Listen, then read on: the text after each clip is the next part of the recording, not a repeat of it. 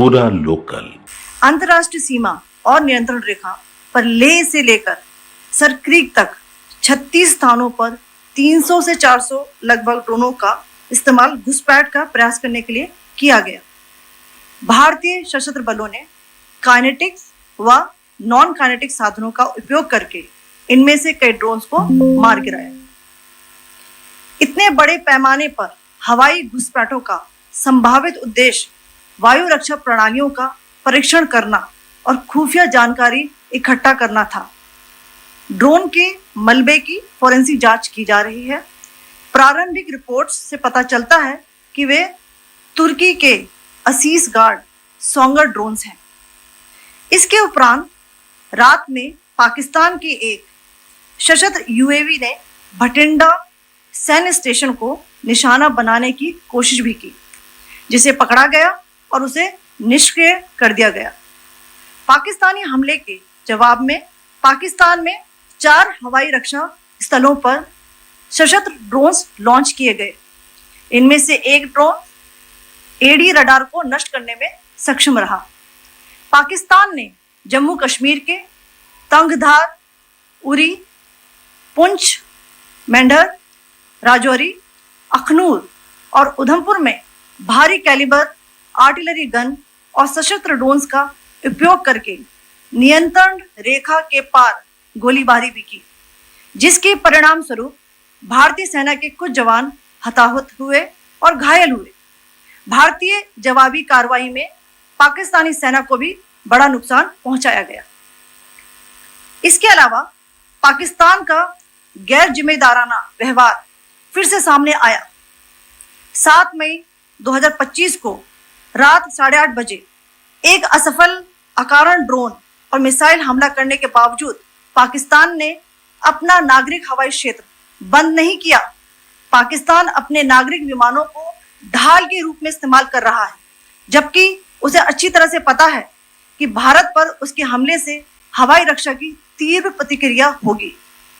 यह भारत और पाकिस्तान के बीच अंतर्राष्ट्रीय सीमा के पास उड़ान भरने वाले अंतर्राष्ट्रीय उड़ानों सहित नागरिक विमानों के लिए सुरक्षित नहीं है। यहां स्क्रीन शॉट में पंजाब सेक्टर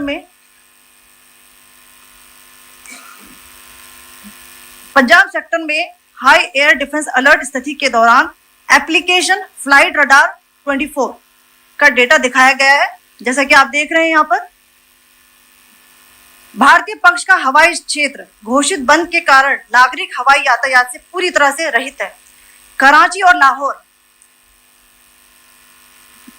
के बीच के हवाई अड्डे मार्ग पर नागरिक एयरलाइंस उड़ान भर रही है। हाई अलर्ट किया गया है विमान फ्लाइनेस एविएशन का एयरबस 320, जैसा कि आप यहां देख रहे हैं,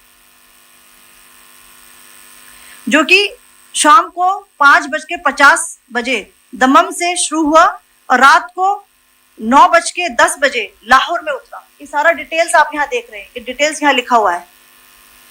can you see this?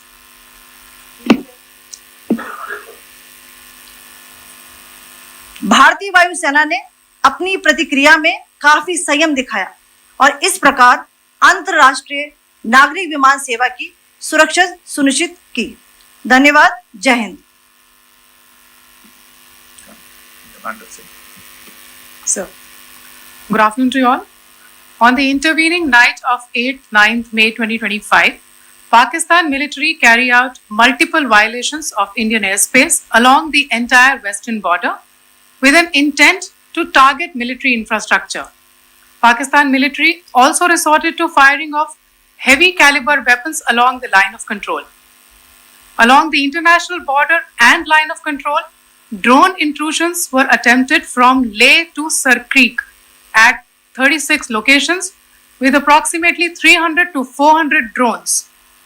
Indian Armed Forces brought down a number of these drones using kinetic and non-kinetic means. The possible purpose of these large-scale aerial intrusions were to test the AD systems and gather intelligence.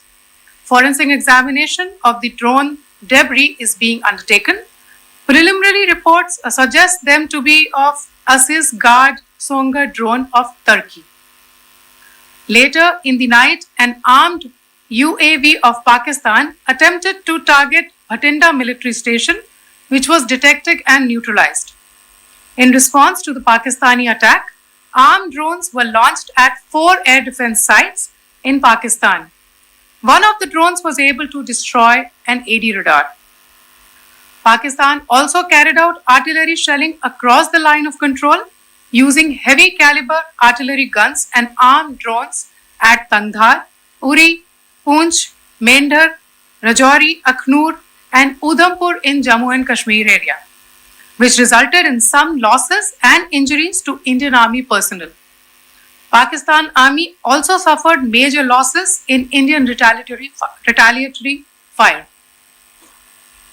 Additionally, Pakistan's irresponsible behavior again came to fore. Pakistan did not close its civil airspace despite it launching a failed unprovoked drone and missile attack on 7th May at 8:30 hours in the evening. Pakistan is using civil airliners as a shield, knowing fully well that its attack on India would elicit a swift air defense response. This is not safe for the unsuspecting civil airliners, including the international flights which were flying near IB between India and Pakistan. The screenshot we just showed and we shall share with you, it shows the data of the application Flight Radar 24 during a high air defense alert situation in the Punjab sector. As you have seen, the airspace on the Indian side is absolutely devoid of civil air traffic due to our declared closure. However, there are civil airlines flying the air route between Karachi and Lahore. Amongst the other civil aircraft that you can see, we have highlighted an aircraft which is Airbus 320 of Flynas Aviation, which was originated from Dammam at 1750 hours and landed later at Lahore at 2110 hours in the night. Indian Air Force demonstrated considerable restraint in its response, thus ensuring safety of international civil carrier.